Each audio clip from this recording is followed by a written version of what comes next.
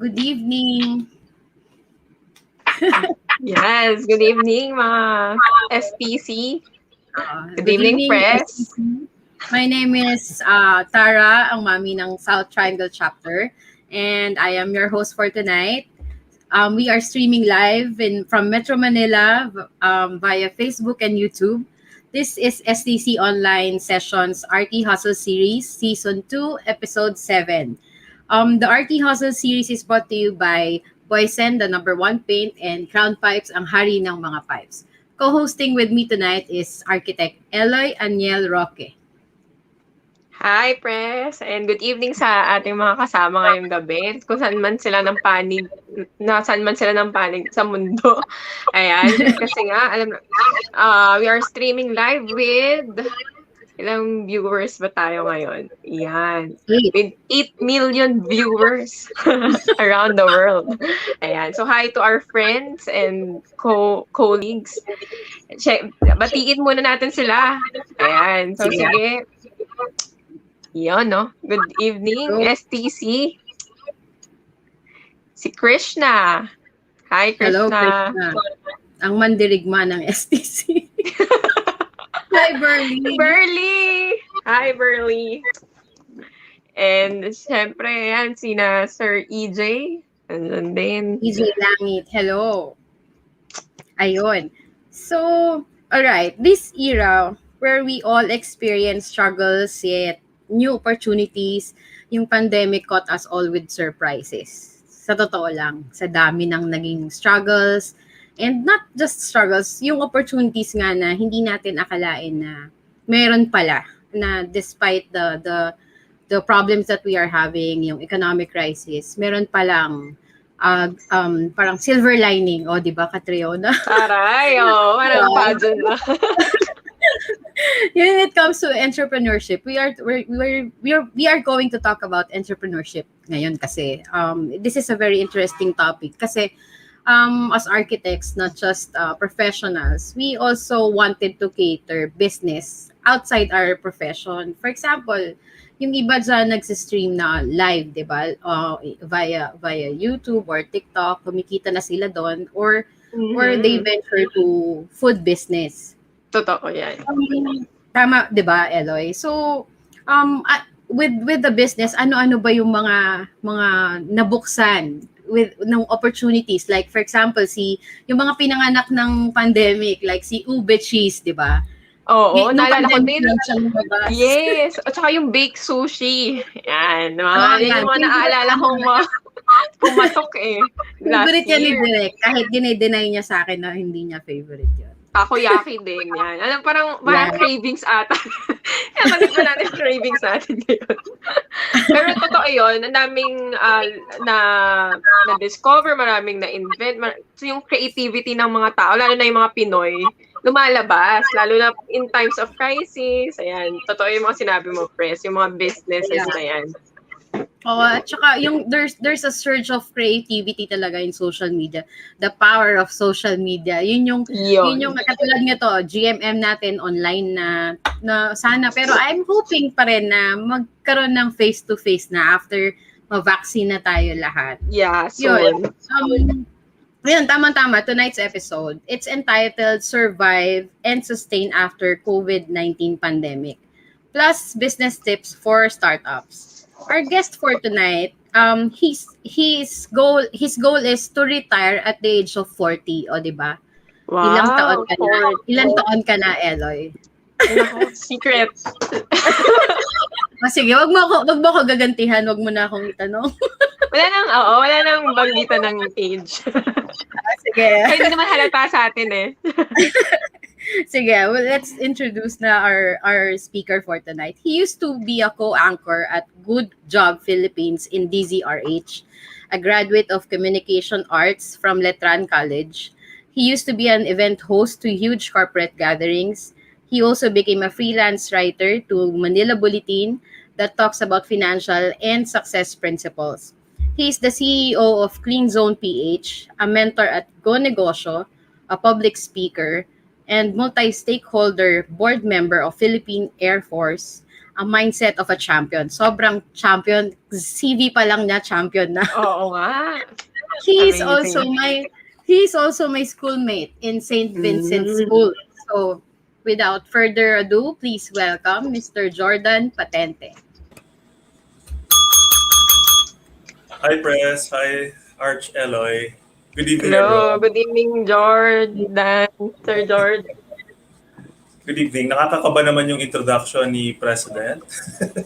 Baka hindi natin ma-meet yung expectation. Ayun. So, kamusta ang negosyo ba nowadays na we are still on this pandemic? Well, we could say, President Tara, na until now, it's still, you really can't predict it. It's still unpredictable.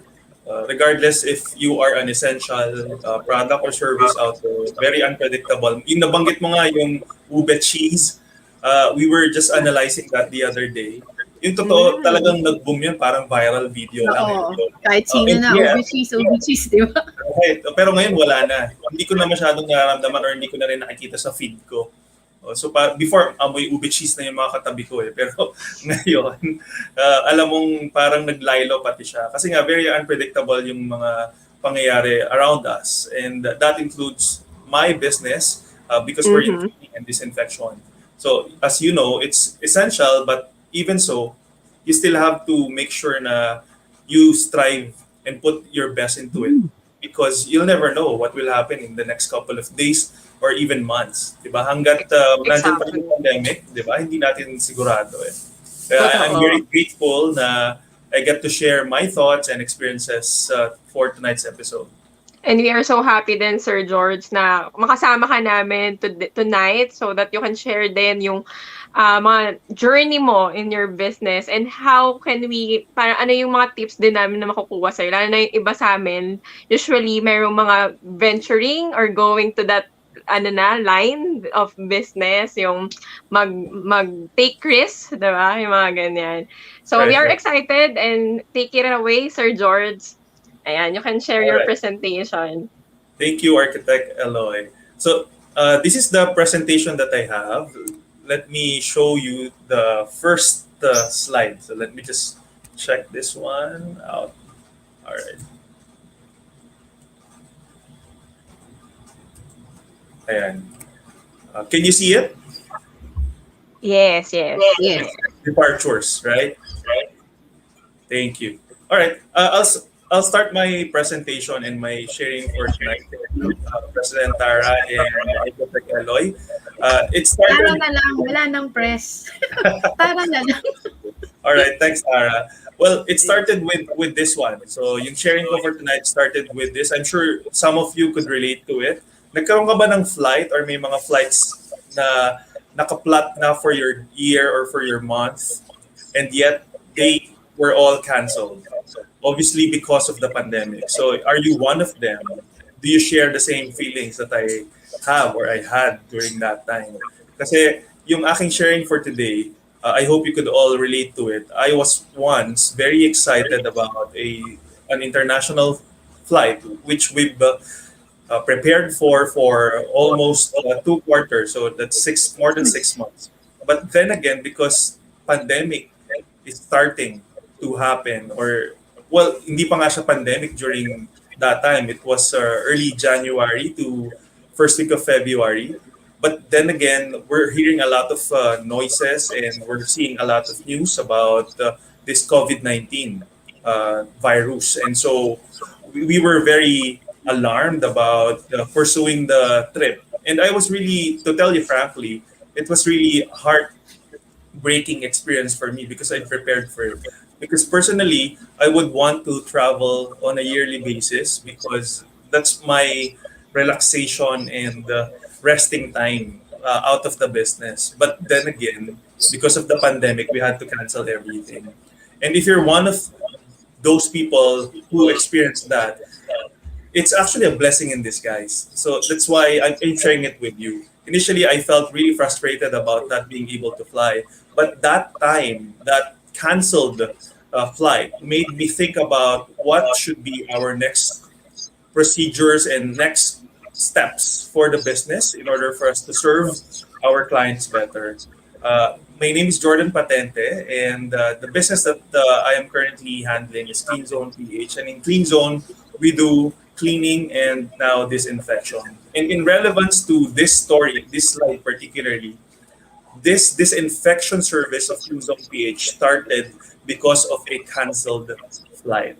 If not for this canceled flight, we will be off the business for the last couple of months. Although very recently a lot of companies already transitioned or offered disinfection services, but during the first lockdown, that was March 2020, we were one of those who offered disinfection services, and we were so ready at that time when the lockdown happened, which means I'd like to share with you how blessed we are.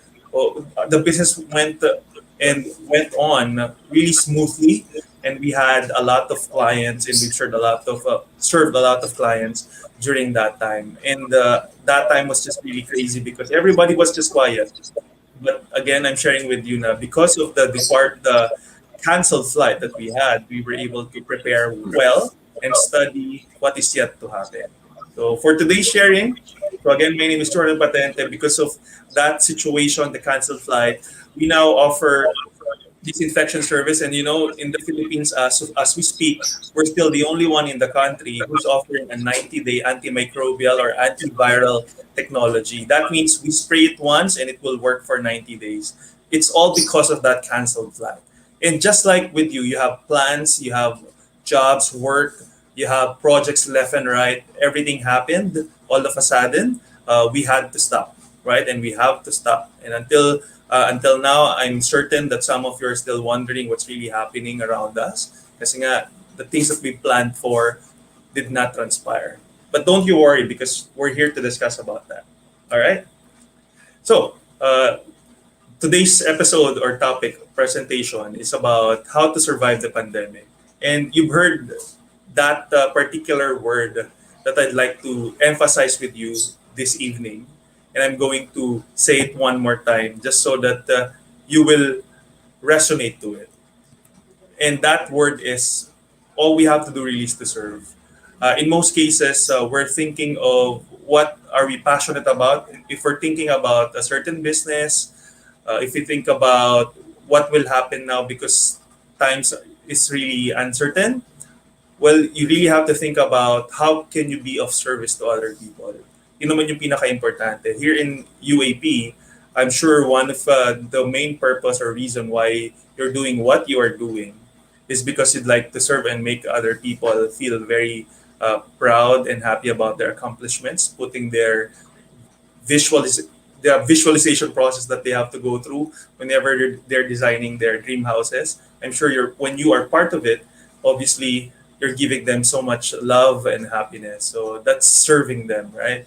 So I'd like to share with you that for you to survive the pandemic, all you really have to do, very important, is for you to still think of how you can serve others, right? And how do we serve others?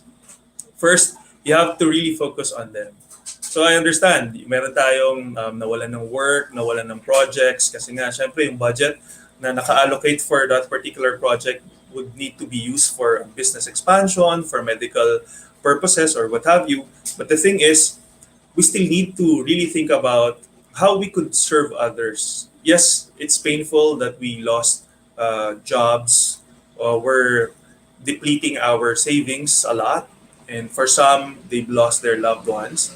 But at the end of the day, you still really have to think about what can others benefit from you as an entrepreneur, if not an entrepreneur, even as an employee working for another company. It's always about thinking how to be of service to other people.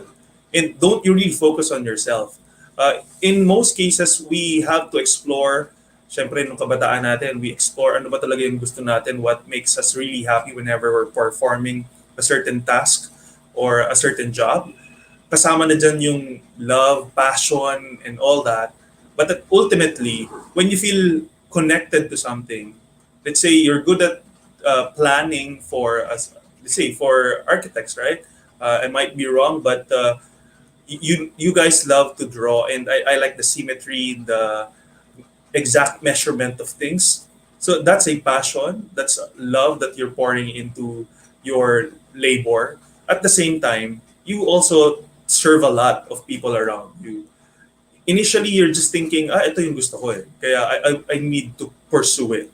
But in reality, if you know yourself really well, if you look at it, if you perform what you're good at, what you're passionate about, then you tend to serve others. And that's something that you can't deny. So, kapag kilala niyo na yung sarili niyo, it's very important, lalo na ngayong pandemic, for you to survive, you really have to think of, I need to focus on what others need and what are these things that I can contribute to them. That way, I could be of service to them. And of course, let's no longer talk about rewards. But later, I'll briefly talk about that. But obviously, when you're performing what you're passionate about, when you're serving others, you will certainly be rewarded. Right? So let's focus on them, not on ourselves. Next one, very important. You need to be sincere. Kanina na pag-usapan ni Tara and ni Architect Aloy yung tungkol dun sa ano nga yun? Ube pandesal, right? Yung ube pandesal, maski ako, I ordered that a lot of times. And if you're going to analyze it, is it just a one-hit wonder concept? Or probably not, di ba? Well, maraming may gusto ng ube, di ba? Tapos syempre gusto din natin ng pandesal.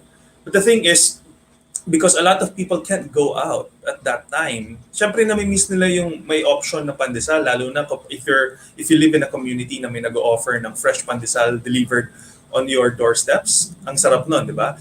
But because there's lockdown, you can't really go out. And so you long for it. And apart from longing for it, you wanted innovation, something new.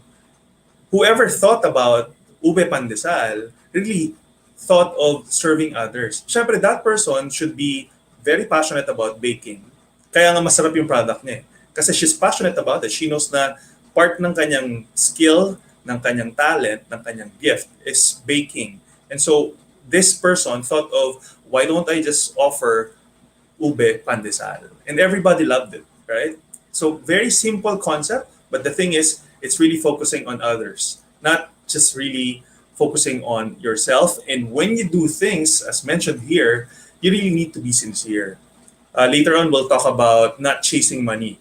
But it's very important. Yes, nawalan ka ng trabaho, kailangan mo ng pera, but at the end of the day, hindi naman pera-pera lang lagi. It's never about the money. It's never about money, but it's always about what the benefit of others could get from what you are doing or from your service or from the product that you are creating. So these are the basic tips that I could provide you. Yes, they are basic, they are essential, they are important. So for you to survive this pandemic, you have to remember that you need to serve others. Don't self-serve, but serve others. Focus on what their needs are. And when you do so, when you reach out and serve them, offered your product or services, make sure that it's something that is out of your heart. You have to be sincere when you are performing or giving out your products and services. Because only then you could say that I've contributed during this COVID-19 pandemic.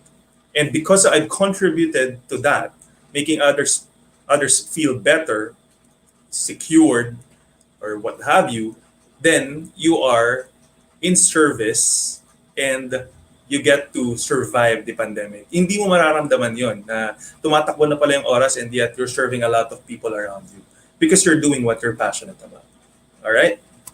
And of course, if we talked about how do we survive, very soon, I'm sure, and I hope and I pray that you are all vaccinated. Kung hindi ka pa vaccinated, please do not think twice about getting it. Sa company namin, nagsimula syempre sa family namin. So we're all vaccinated, done na yung 2 jabs. For our employees, that's highly recommended. As of this conversation, a lot of them are just waiting for their second dose. But all of them are already vaccinated. And that's the beauty of it. Paparating na tayo dun sa end of the line ng pandemic. And we could see that. Before, we just wonder what would happen or what could fix these problems. Now we have vaccines and all we need to do really is to get that.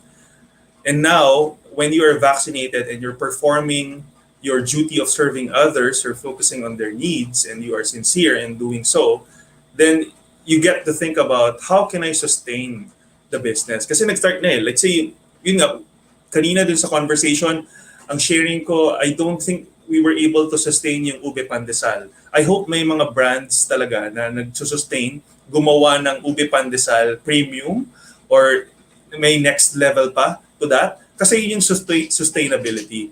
If it's one hit wonder, it's really good. But then again, in order for you to have a long-term effect or long-term benefit from the business that you put up, kailangan may sustainability. So here are a couple of tips that I have. So sustainability after COVID-19. First, balik na lang tayo dun sa ube pandesal. If you're offering ube pandesal o kaya if you're offering milk tea, kung hindi naman food, if you're offering service, right? Yung sa, make sure that you keep on improving them. You just don't stop with that. As you know, nandito tayo sa era na everything is instant. In one click, you get something. If you will shop online, ang daming choices, magkaka-compete dun sa platform ng online selling, right? Sa e-commerce, dun sa application. Sobrang daming options. If you are just the same, or what you are offering, your product and your service is just the same with others, then you have a very slim chance of sustaining your business. Something that you really have to remember. You have to constantly improve what you have. And apart from that, you have to constantly improve yourself. So I appreciate if you are tuned in right now, or if you'll play the replays of this video recording. That's very helpful because you are putting or you are adding more knowledge to yourself, because in the end, we really don't know what is needed pagtapos ng pandemic. Right? Apart from improving, it's very important for you to innovate. Again, a quick sharing is early last 2020, before the first lockdown happened, because I had a good amount of time to really study about the disinfection and what good it could do to our clients, to our existing and new clients. Of course, I just didn't stop with offering a regular disinfection because, as you know, most of the disinfectants, example would be Lysol. Yung Lysol is really good. It would take 10 minutes para makapatay ng virus, and you have to keep that solution on the surface for 10 minutes. And it's only good for one time. If it's dried out, if it's out there, out on the surface, it's really gone. So it doesn't work after that. So again, it serves its purpose, but the thing is, as an entrepreneur, my job really is to look for something long-term. And of course, in the spirit of serving others, you really have to look for a better product that could give not just innovation, but more protection to others. And in our case, as mentioned earlier, we are the only company as of this time who's offering the 90-day antiviral and antimicrobial coating technology. So meaning it kills viruses, including COVID-19. And these are tested, no? Kasi nga galing to sa ibang bansa, so I just brought it here. A long time of research, and apart from research, testing it, looking for proof, such a long time in all the preparation, but at the same time, you need to innovate your services, your products. If not, posibleng tomorrow wala ka na. And you know, in reality, even if essential yung cleaning and disinfection in the Philippines and in Metro Manila, ang reality is that maraming mga business owners from our industry na nagko-close down na ng kanilang mga services. Yung iba nga nag-start lang because of the pandemic, nag-close down na rin, nag-fall down na rin. Bakit? Well, you also need to think about, am I offering just the same service that other companies are serving or offering? If that's so, then what's really the point of having you there? If you're just offering the same disinfectant that everybody else is offering, so again, what makes you different? What makes you unique? Right? Again, you need to serve others and focus on what their needs, their long-term needs. So it's very important. And another important thing in order for you to sustain the business even after COVID-19, just like what you're doing, you're part of UAP South Triangle's chapter, di ba? That's interconnection or networking. It's very important for you to ensure that you have the right community around you, especially at this trying time. Because you can't do things on your own.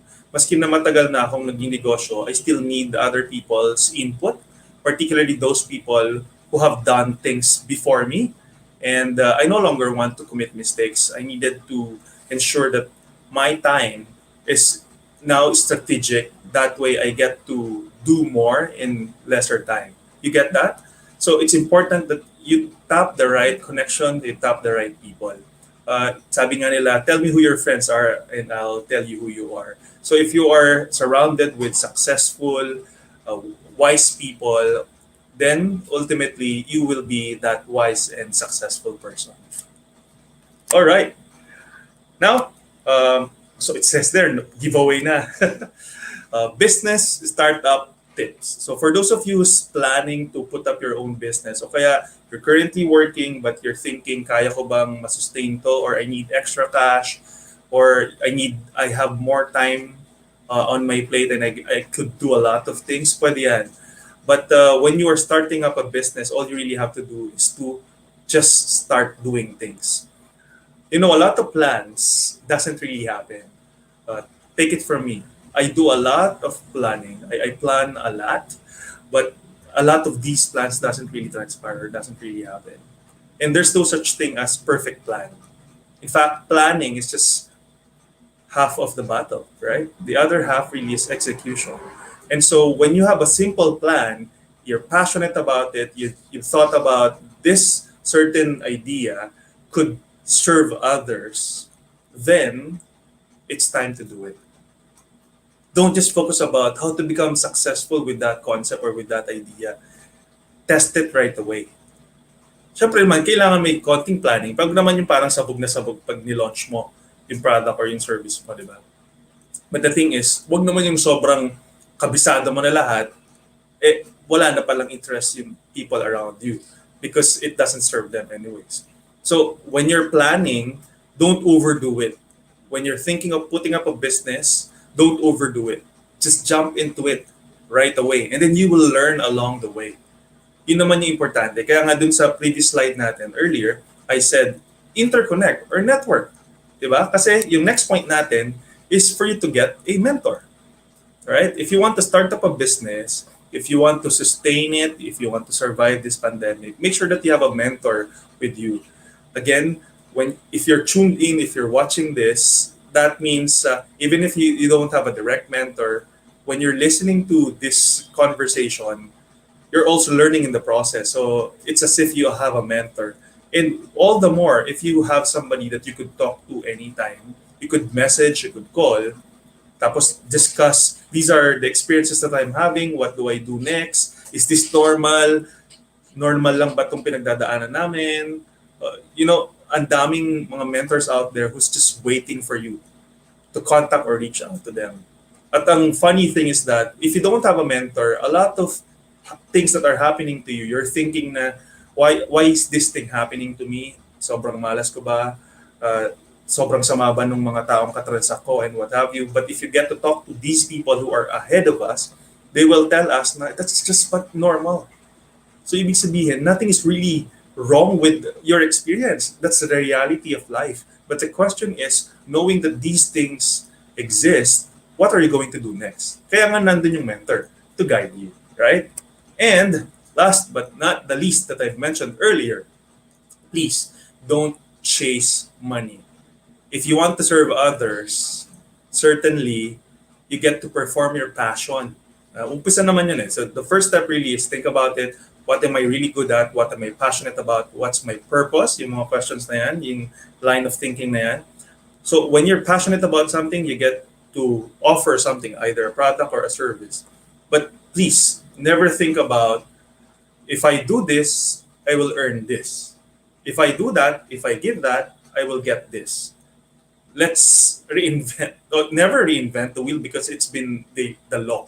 The law there is, if you chase money, then you will not get any successes.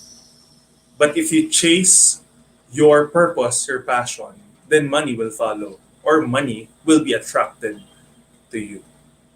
I hope you're listening.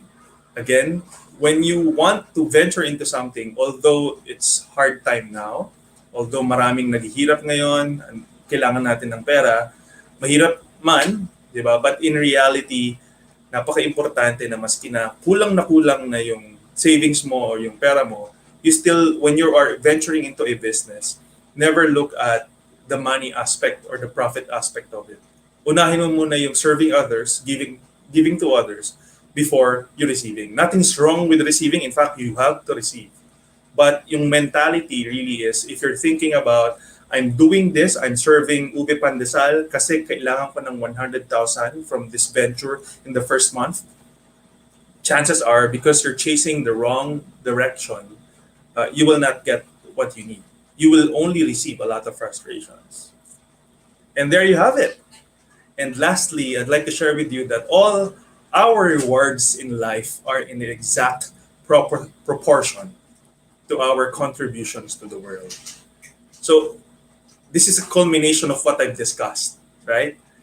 Obviously, when you push and when you try to reach something that is of service to others, certainly there's reward into it.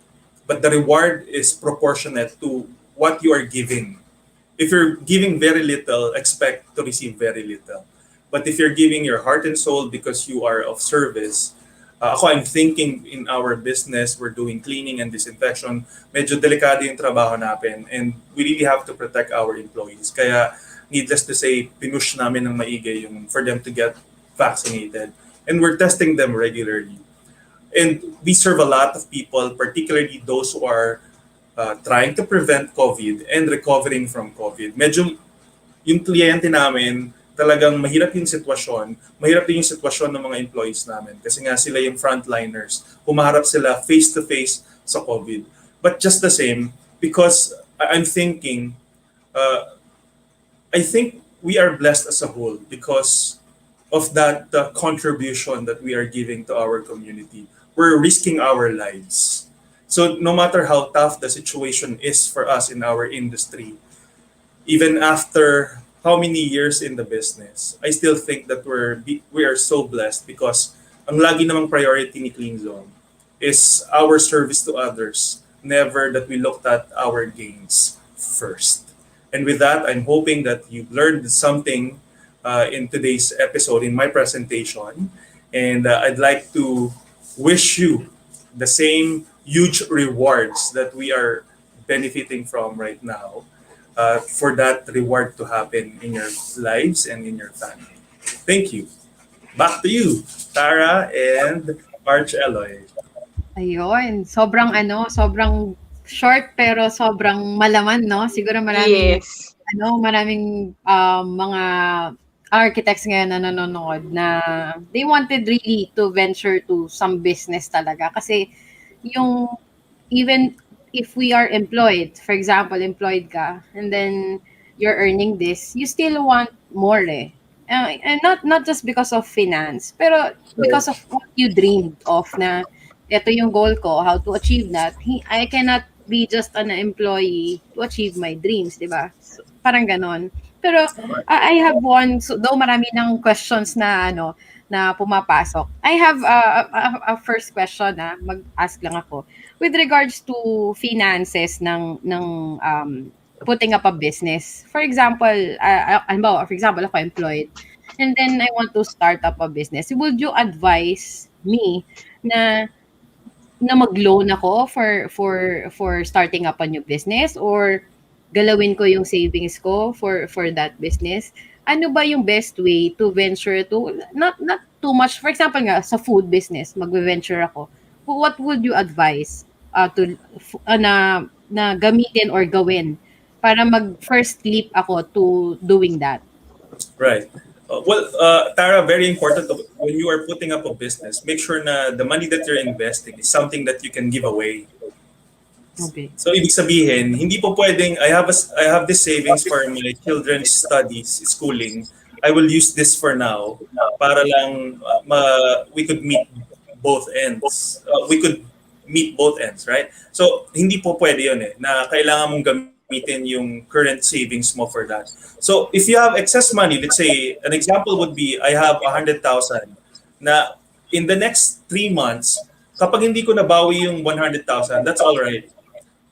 So that's the most ideal investment to put in. Kasi nga, you're venturing into something, you'll never really know if that's going to uh, boom, right? If that's going to succeed. Wala talagang guarantee. Kasi like in my case, Clean Zone is not the first business that we have. In fact, majority of the businesses that we've had are already out, no longer there. So no longer existing. So ang daming failures.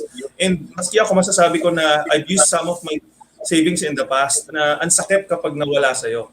Diba? So ideally, you start really small. Test the waters. In fact, maraming mga articles, blog or vlog about putting up a business without money. Possible naman yun eh. And particularly for our mga viewers natin sa UAP, I'm sure yung highly skilled kayong lahat eh. So pwedeng nyo talagang gawin na walang investment, walang capital, and yet you could earn money from.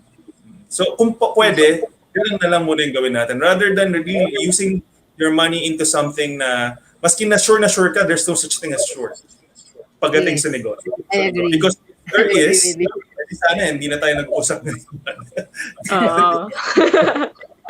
Pero ako nga, Press, ang dami ko ring take away kanina dun sa ni Jordan, na parang one important thing is to know your whys. Why you're starting, why are you doing this, or why you are into this business. And isa yung nakita ko yung service to the people, na yun talaga yung kahalagahan, na it's not just about the money or the pero yun yung maglalast yung business mo if you know yung purpose, yung why.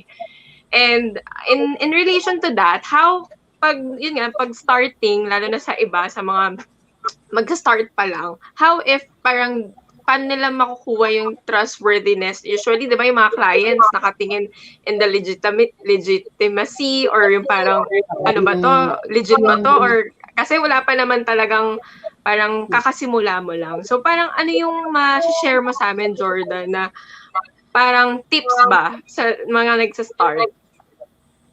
Well, una, itong tip ko doesn't happen right after this episode. So we really have to take care of our integrity. So napaka-importante niyan. Even if no matter how young or how wise you are, kailangan you're a person of integrity. That way, when you offer yourself or your service or your product to others, they listen to you. If you don't have that yet, syempre may mga second chances, di ba? O kaya minsan hindi pa natin alam yung gusto natin. Then you really have to bank on referrals. Tap on those people around you na kilala ka. But in most cases nga, yung mga kilala natin or tinatawag nating warm market, kamag-anak, best friends, sila pa yung medyo huling nagsusupport sa atin eh kapag negosyo. That's a reality of life, and don't feel bad about it. But meron talagang mga taong tutulong at saka magtitiwala sa atin. So it's a constant search.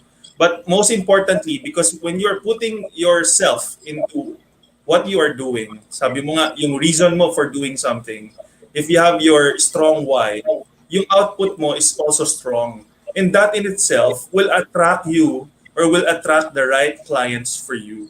So yung concept is, if you're doing things right, and if you mean really well, and if you're putting your heart and soul out there, without you worrying and sobrang nag-worry ka about sa paano ko papansinin or kukunin ng ganitong clients, magugulat ka eh. Kasi talaga ipapadala sa iyo ni Lord yung kliyente na yon. Kasi you're ready eh. Kasi parang na-attract mo na yun sa dibdib mo na, believe it or not, we don't spend a lot on marketing when we started. Hindi talaga. When we started in Clean Zone, ang alam ko lang, I'm very meticulous in processes kasi I'm a process-driven person. And I wanted to level things up. Hindi talaga kami nag-marketing sa social media, hindi din eh. Sa newspaper, hindi din. Mostly mga flyers lang. So, maliliit lang na clients yung nasasagap namin. Diba? But just the same, because we're doing our best, we're sincere in serving others, you'll be surprised na yung mga malalaking kliyente, nahahanap kami, paano, di ba? You will wonder that. But that's the beauty of you putting yourself or performing your purpose. Yung purpose is your why. Eh. So when you're performing something that's so close to your heart, you get to attract a lot of things to you, magugulat ka na lang. So wala akong specific answer, but it's really about yung loss, universal loss, which is you get to attract them when you perform what you are good at or what you love the most. Yan. So okay, so let's proceed with the questions from the viewers, no. It's from Sige. our Ayan. nag-freeze Nawala ata si yung Pres. camera. Oo nga, ayan. Yeah. So from Archie, ayan. For Jordan, have you always been an entrepreneur? If not, can you share about the moment you decided to be one? Eh, maganda yan. Thank you, Archie Tolentino. I was initially, I only planned to be successful in my professional career. But in the process, ang daming businesses eh. So parang grade 5 pa lang, nagbebenta na ako ng mga chocolates. So parang businessman yun.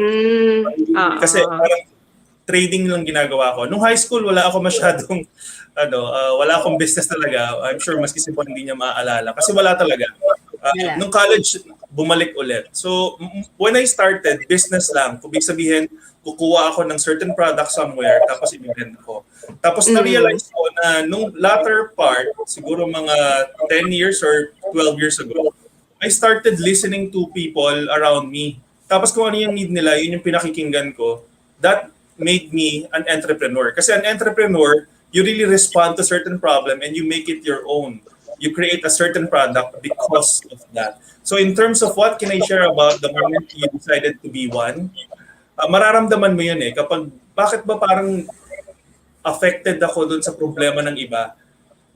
Let's say, parang nahirap ka dun sa mga contractor na wala kang makausap na maayos na contractor. Bakit ba affected ako dun? Then I should create one. Mararamdaman mo yun. Pag nag-create ka na, yun na, entrepreneur ka na kasi you're fixing a problem and then you're making things unique kasi galing sa'yo. So that's a sign na, uy, pa-entrep na ako. Ganun na siya. Yeah. So parang in connection with that, kung if ever ba na hindi ka naman talaga, parang not onto business side, pwede, no? Parang do you recommend people na to go parang take courses about management or ano?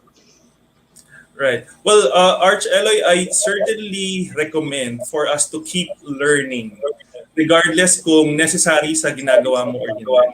You have to keep exploring para masabi mo yung sabi nga ni Press kanina na yung retiring at 40. Alam mo, yung ibang mga kabatch ko, nag-iisip-isip na yan sila kung ano ba talaga yung nagiging buhay nila at that age pag papalapit ka ng 40, yung parang midlife crisis. Umaabot ka sa midlife crisis kapag hindi mo alam yung gusto mo sa buhay. What am I pointing at? As early as siguro high school, elementary, kung kaya mo, explore ka na. Hindi mo kasi malalaman kung ano yung para sa'yo kung hindi ka nagtatry ng iba-ibang bagay. So it's all right to fail. It's all right to shift gears once in a while. Kasi purpose mo is really to find your purpose, diba? Your happiness. So, maski hindi necessary for now, maski sa tingin mo hindi ka businessman or entrepreneur, keep learning. Kasi you'll never know kailangan mo aralin. Eventually, when the right time comes, if you happen to believe in destiny, because ako, I do believe in destiny, kapag nakasulat na yun sa palad mo, doon ka niya dadalhin, doon mo lang ma-realize na, kaya pala ako pinag-aaral ng management kasi kala ko baliwala lang. Yun pala, may purpose pala si God for letting me understand paano ba nag-work yung management in a certain organization. Kasi yun pala, eventually, you will have your own management company, parang gano'n. So keep learning. Yeah. Jordan, aside from Clean Zone PH, ano pa yung business ventures or other do you have other ventures beside Clean Zone PH? For now, talagang nag-focus ako. Isa sa importante, kasi before I used to juggle a lot of projects or a lot of businesses. Pero kapag naramdaman mo na ito na yung para sa akin, isa sa mga para sa akin, you really have to focus. So for now, nakafocus talaga ako doon. In fact, yung sabi ko nga sustainability, si Clean Zone, although I could say na we're at a good position or our positioning in the industry is really good naman sa tingin ko. despite that, we need to prepare for post-pandemic. So, I really am not, kung ako lang, ang dami kong gustong ideas eh. Ang dami kong gustong gawin na businesses. Pero I have to contain and control myself because there's post-pandemic. So, parang, siguro what I'm trying to say is, if you want a lot of things in your life, that's all right. Pero make sure yung timing is proper. Kasi trying to learn a lot or trying to venture in a lot of things right now is really not good. At this time, sabi nga ni Joey Concepcion, if you're a businessman, ang iyong goal should be surviving this pandemic. It's never really about expanding. It's never about expanding and not about adding more businesses, but really about surviving. So yun yung goal natin. So post-pandemic, that's what I'm preparing for. Na anong mapoprovide ko sa mga clients ko post-pandemic. Kasi again, we'll never know what's out there. Yeah, I agree. Kasi sa totoo lang, sa dami ako kasi na-COVID ako last March. It took me, of buong family, it took us 30 days to recover from the symptoms. Tapos, syempre, habang may COVID ka pala, ang dami mong iniisip na parang, ano ba yung nagawa ko sa life ko. Tapos, para bang naiisip mo na yung milestones mo and then you started to compare na with Right. I don't know kasi nung nagka-COVID ako, I don't want to focus on the illness that I have Actually hindi ramdam ng mga kasama ko sa board na may COVID ka ba talaga, may symptoms ka ba talaga, parang ganun kasi nagtatrabaho ako. I really don't want to focus on what's on the negative side kasi I really want to be productive. So parang kumbaga yung survival na word, survival, na parang pag sinabi mong I survived COVID and I survived the challenges or struggles ng business ko, it's a really big, what they call relief. Kumbaga parang, yung ganun ba? Pero alam mo yun, nandito pa rin tayo sa point na we are facing really tough challenges. Ako as an entrepreneur din, with some of my co-contractors, nag-uusap-usap kami, we do brainstorming.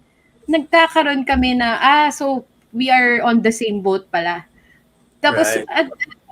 Alam mo yun, dun mo makukuha yung advices na parang, we give strength or parang I scratch your back, you scratch mine, parang ganon. We support each other. Yun yung dapat na hindi mawala in an entrepreneur, yung how you deal with networking, hindi yung hindi yung pyramid something. yung how you deal with people na that values you also. Right. Parang ganun. May question lang with regards to to failures kasi yun nga yung medyo maraming nagiging experiences na when we lost our jobs or matagal ako sa trabaho or mawala yung business ko. Ang number one kasi agad is I failed, di ba? Right. Ayan, nakat ba ako? Hindi. Am I back? You're back. You're there. Ayan. Ayun, kasi like, Archie has, Ano yan, Press? Baka nag-intermittent yung internet niya. Ayan, am I back? Ayan. Yes. Nandito ka. Ayun, yung may question si Archie na yun din naman yung gusto kong itanong. Yung sa failures, wait hinahanap ko Paki-flash nga direct yung question ni Archie. Ayan, yung speaking of success and failure ba? Yan. Of success and failure, do you have a favorite failure? One that might seem like a failure at first but later turned out valuable to later success. Right. Na-mention ni Press kanina yung pyramiding. From my corporate life of more than a decade, talagang pinagpalit ko yung corporate life ko to a network marketing company. It's a legitimate company though, kasi kapag gusto mong maging negosyante, marami kang matututunan sa network marketing. Why is it my biggest failure? Because I consumed yung more than a year ko na savings Mm. in less than a year. Sobrang Okay. nagastos ko siya tapos walang bumalik. To the point na I remember crying sa parking ng Shangri-La Plaza kasi doon malapit yung office ko. Bumalik ako eh. So from there, from network marketing, I have to go back sa corporate life kasi talagang bumagsak ako financially. But when I say, very important thing to note though, that when I say bumagsak ako financially, ako lang yun personally. Kasi may mga, I used to teach financial management, yung na-mention nga ni Press kanina dun sa Manila Bulletin. Siyempre, kailangan naka-compartmentalize yung mga savings mo. So meron kang Yeah. personal savings, meron kayong savings ng either girlfriend, boyfriend, o kaya ng asawa mo. Tapos may savings ka for businesses, yung mga ganon. So, pinag-usapan natin personal savings lang. So, dahil na-consume ko yung personal savings ko, it was so bad that I can't buy new pair of shoes. Kailangan ko yun sa sales work ko before. Kasi nag-transition ako entirely sa sales eh. But I can't buy new ones. But looking back, so yun na nga yun eh, yung question na, that's my biggest failure. Iniyakan ko talaga wala akong pambili ng sapatos. And, looking back, I'm so blessed and will never trade that experience. Babalikan ko yun.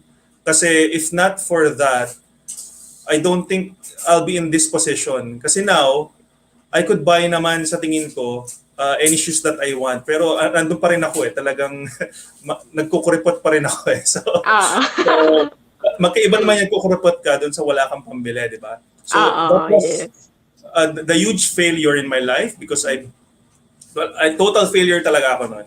Ang lakas pa ng loob ko, kinalimutan ko yung executive position ko before. But just the same, if not for that parang experience. Nag-full-time ka with that, Oo. So iniwan ko talaga lahat. Kasi usually kapag may gusto ako, nag-full-time ako, wala akong ibang iniisip. Kasi gusto kong lahat ng attention ko nandun para maging successful. So, naging biggest success failure ko naman siya. So, pero at least may nakukuha, hindi siya regrets eh. Pero it's a learning, stepping stone going, and sabi mo nga, wala ka, parang part of your life pa rin, yung journey mo. Kaya nandito ka na ngayon, kung nasan ka. That's right. And because, in network marketing, kailangan salesperson ka eh. Hindi ako salesperson. I was really suplado. Kasi, I get to decide on a lot of things in my previous role. But just the same, because of that failure or because of that experience, I could now talk to all sorts of people. Very important kapag isa kang business person. May na-cultivate na mga character or skill doon sa experience na yun. Next, may mga next question pa tayo dito. Sige lang. Ayan. So, for Jordan, are you a first-generation businessman in your family or you have learned business with the guidance of elders in your family? Can you share with us your experience starting your first business? Cox, very good question and thank you for bringing that up. Sa tingin ko, yung great-grandmother ko, businesswoman, but she died empty-handed. So I'm not sure if you will consider me first generation. So sa tingin ko sa generation ko, ako lang din yung negosyante din talaga. So I'm not sure kung nasa lahi namin, pero wala nga, ako lang talaga ngayon. Ang naka full-time business. So I guess constant lang din, search for what you're happiest. So yung purpose mo. So I don't think I am first generation pero so there, not first generation pero walang successes na long term. So now medyo sobra akong maingat. Totoo. Pero totoo yun. Totoo din ba na meron akong nabasang book, not sure, pero parang about business side din siya. Parang yung business daw, it's important that you have parang support or something with your family na parang go sila, parang yon okay din. So, in that part ba, meron ka rin bang na-experience, maybe good or bad in terms of Right. Support from the family. No? Yeah. Sa tingin ko ultimately importante na your family your loved ones are supportive of what you are doing. But to set the record straight, initially, not everybody will support you. Oo, yung mga So it's approval, really a di ba? matter Yung of ganun. proving yourself first. Kapag proven na, then everybody else will follow. So, importante that your family and loved ones support you, but ang pinaka-importante is you yourself support Yes. yourself. You support Tama. yourself. Exactly. Ayan. So, this one, meron pa tayo isang, yan, from, Architect Archie. You sound like a religious person. Can you speak about how that has been essential to you doing business? Sige. I must say na, although I'm not religious because I don't go to church anymore. In fact, nami-miss ko nga.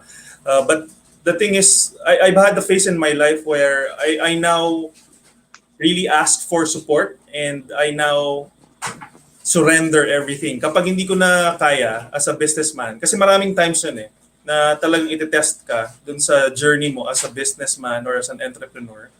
All you have to do really is to just surrender and ask for wisdom. And magkakaroon ka ng answer. So you'll be well guided.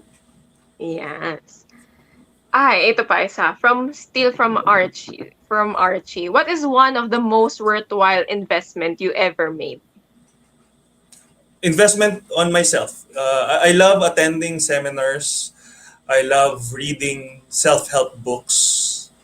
I love watching mga videos. Minsan, mostly personality development. So and I tend to spend on seminars talaga. So minsan maski hindi ko naiintindihan bakit ako nandoon, sige lang.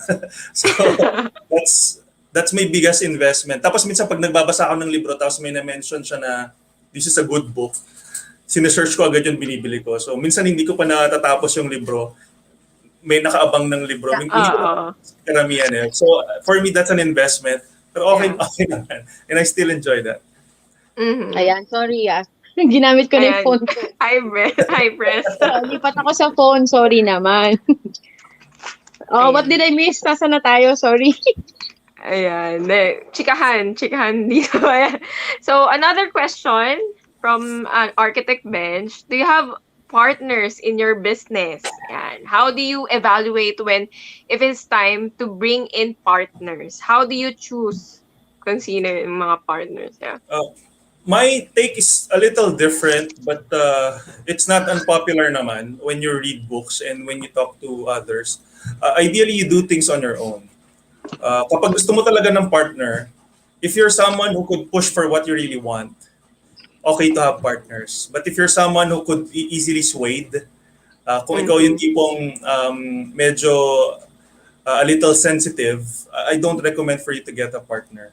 Unless that partner of yours is well trusted, okay naman to get a partner. So what I'm saying is, it's good to have a partner if you know that you could still control the situation. But if you will be controlled by your partners and eventually forget what you are aspiring for or what your purpose is, that's not good. So yeah. Sana may point. All right. Meron naman. Ayan. Do you have any mentors? What's the most valuable, memorable advice you received from them? I have a lot of mentors. So in fact, voracious mentor seeker. Talagang naghahanap ako ng mentor. Makapal yung mukha ko kapag may gusto ko. Talagang, ano bang tawag mo doon? I-check out mo ng gusto sa Facebook. Ano bang tawag mo doon? Yung, what do you call Stalking? Hindi naman. I could background stalk check. someone. Background check. Mas maganda, mas professional. Background check. Si Eloy, stalking eh. Sorry. Stalk or background check ako ng matindi. Tsaka naghahanap ako ng ways para mapansin ng mentor. Kasi nga, mahilig talaga I thought I'm a good student. So, importante sa akin yung mentors. One of the lessons na naturo sa akin ng mentor is to find mentors. Kasi mentors are really full of wisdom. In fact, in the business in Clean Zone, when I'm looking for a new franchisee, I really am looking for someone like a mentor. Someone to ensure na there's sustainability and growth in the business. And at the same time, we get to exchange ideas and I get to learn a lot from the person. So without mentors, ang mentors ko, sometimes even consultants are mentors. Yeah. So meaning I have an HR consultant, I have financial consultant. So these people, although we have professional relationship, they are mentors to us as well. Nice. So ako rin, experience ko with my clients, pag nakakasama mo na sila and then pag nakapalagayan mo siya ng loob when it comes to business matters, pag nag-uusap na kayo, nag-a-advise na siya along the way. Yeah. Tapos parang ikaw naman, okay. Parang ang dami, na-amaze ka na. Tapos hindi all the while, yung pala, finifeed ka na niya ng knowledge on if you're going to experience then yung business side when you handle your own. Yun yung ako, most of my clients ganun kasi may edad na sila so parang kumbaga alam na nila yung gagawin, alam na nila yung do's and don'ts when it comes to business. And a lot of them, Press, are really generous in terms of giving their experiences or sharing their wisdom. Sobra. Talagang it's just a matter of pagkapalagayan kayo ng loob. Oo. Pero hindi yung ibang klaseng palagayan. The joke lang. hindi yun. Hindi minsan. Yeah, ang ganda ng topic and I'm so happy na maraming gustong magtanong. Ayan, meron pang pahabol. Si Kokoy, any lowest point in your business, heartaches and cries, how did you handle and how did you pull yourself up? There are a lot. Hindi nawawala eh. Kasi minsan yung alam natin, yung by theory or hearsays, is entirely different when you get to experience it yourself. So marami ka talagang mga hurdles na pagdadaanan. But it's very important that you really know where you want to be. So ultimately, you have to set your goals. Yung goals, yung process of getting to your goals could vary. It's different depending on the situation, season, di ba? Parang ngayon, nabago lahat ng mga plano natin eh. Pero yun nga, ano ba yung goal mo in time? So, kasi when you have a strong goal, like in my case, yung retiring at the age of 40, I don't think it's really happening literally at 40.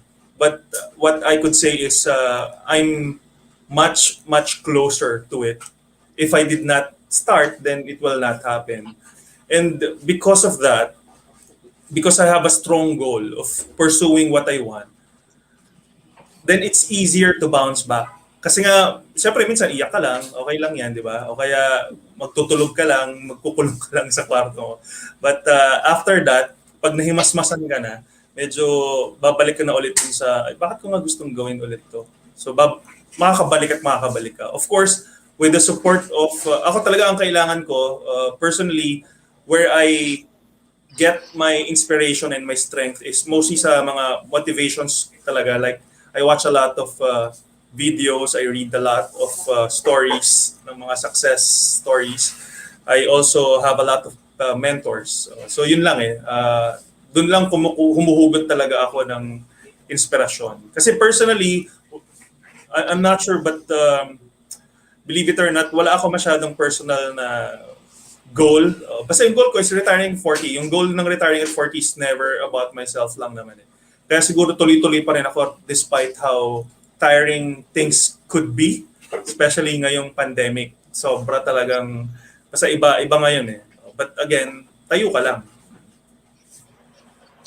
Ayun. Is it really true na when you have your own business, wala kang, what do you call this, yung time mo at work? Yung duty calls, parang ganon. Walang Sunday rest day, walang ganon, no? Kasi in construction ganon eh. Madaling araw may tatawag sa'yo eh. So may mga ganong moments. Sa'yo ba meron din? I'll say yes, marami now. But you know, where I'm planning to be, mawawala yun. Yun yung part, kaya kami mga consultants. Kaya part din yun ng post-pandemic projects ko for the company, for myself, for my partner, para may makakat na yung mga ganitong problems namin. Kasi typical sa atin yan ng mga businessman eh, na marami tayong 24/7 available, Yun nga yung purpose mo of being in a business for you to have time freedom, di ba? Apart from financial Yes. freedom. Tapos Yes. ngayon, taling-tali ka. But what I'm always telling myself is, bakit yung mga kilala ko na sobrang successful na in their businesses, they have a lot of time pang philanthropies, di ba? Sila Bill Gates, di ba? Bakit ang dami nilang oras?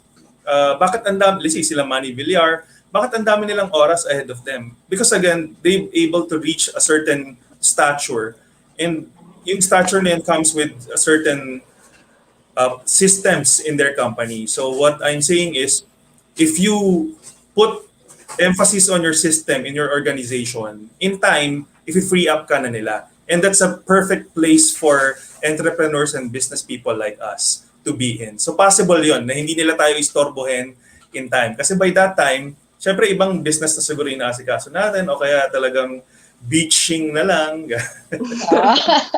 Beach please. Vitamin C na, nandun ka na while doing business, no? Yan, ang daming advices. Meron pa ba tayong questions sa guests, sa viewers? Book recommendations. Napoleon Hill. So that's a good one. Tapos lately, I'm reading Man Smith ni Josiah Go na books for marketing, yung Mavericks. What else? Of course, yung Rich Dad Poor Dad, that's where I started. Success Principles, so yun. Success Principles like Jack Canfield, so I like that. Si Bob Iger, nabasa mo na? Ride of a Lifetime. Try to read it. Maganda rin siya. What is it again? Ride of a Lifetime, kay Bob Iger. Ride of a Lifetime. Alright. Yung CEO ng Walt Disney. Oh. Noted. Maganda yun. Sa mga books. Ayan. Yes, Think and Grow Rich. Rich. Yeah.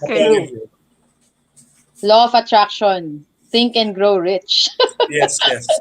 Totoo yun. Ayun, meron pa ba? Ayun, si Kokoy. How did you balance business and family with your kids homeschooling, etc.? I don't have kids. Meron naman akong love life pero wala akong family of my own. So siguro hindi ko alam kung mukhang hindi ko masasagot kung paano mababalanse 'yun.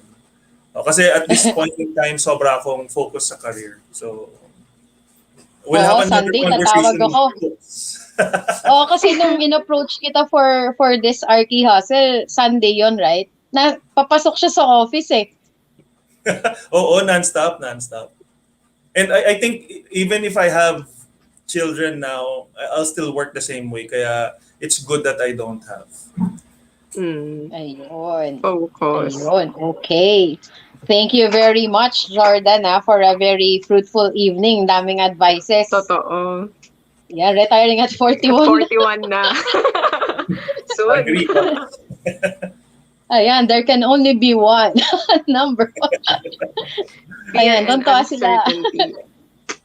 Thank you very much, Jordan, for the time you spent with us, your Friday night. Alam kong marami kang ginagawa, pero we are very thankful na binigyan mo kami ng opportunity to have you as our guest in Arkihustle Series.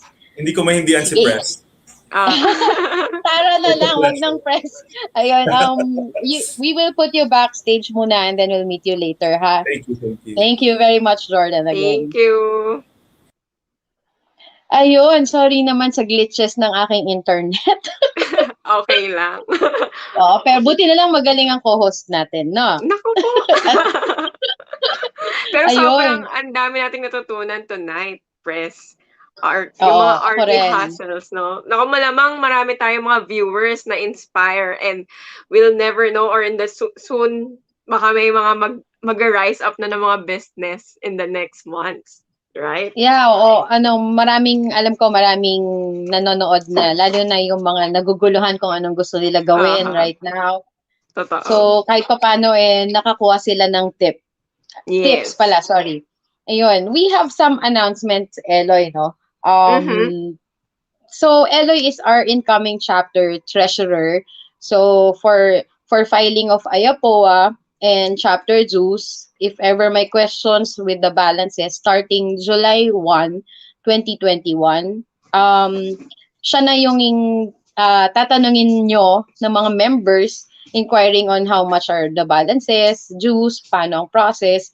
Alam ko may pin-repair Ah, tayong pwedeng yeah. i-flash a screen. Tada! Screenshot na lang mga members, viewers for Yeah. recording purposes. Ayan. For You can chapter dues message and me. ayapuan. Yan, sige, Eloy, ikaw na magbasa. Ayan. So, for chapter dues and ayapowa mga update or queries for this fiscal year 2021 to 2022, you can contact me on this number on the screen na 0945-992-3874. So, yan. So, kung may questions kayo or anything about chapter dues or ayapowa update ng mga statement of accounts ng members, yan. So, you can contact me on this number. Yun. Ayun. So, also for the month of August 2021, though we don't have yet a definite date, magkakaroon tayo ng chapter induction.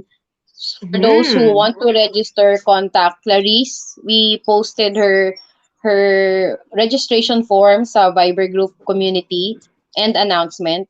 Kindly click the link para makapag-register kayo online for the induction this coming August. And then also a heads up lang for the chapter members for fiscal year, end ng fiscal year, hahabol tayo ng isang CSR project.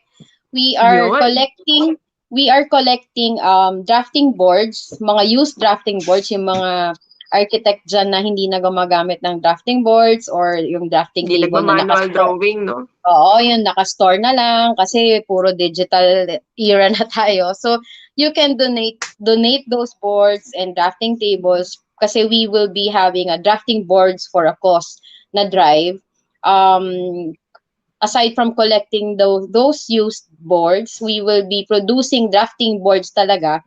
Magpo-produce kami yung team ng chapter to donate it to NU National University kasi most of the students nahihirapan sila sa bahay gumawa ng mga plates nila because they only use the table, minsan parang kung saan lang flat surface, minsan sa sahig. Yeah. So yun, we will be posting the posters for the CSR drive sooner, siguro within the following week, to keep you posted with the activity. So it will be spearheaded by the United Architects of the Philippines, our chapter, and carrying our brand na Architect Tulong. Ayun. Yan, exciting yan. And that's a nice, parang year-ender ng fiscal year nitong nakaraan. So, Yes. let's participate. So, yan, kung may mga extra drafting tables tayo dyan, bigay nyo Contact na. us. Give us a message to our Facebook group para we can coordinate kung paano namin kukunin yung mga donations ng drafting board. Ayun. Yes. Again. Alright. Okay, thank you. Wrap up na tayo, Eloy. So, thank you very much sa mga Yes, thank nanood. you. Yes, salamat sa mga viewers natin ngayong gabi and thank you for being with us tonight. Yeah, and Yan, thank you, Fred. Boysen and Crown Fives. So have a Yes. pleasant evening and have a great weekend, everyone. Cheers. Yes, good night. Keep safe. Bye-bye.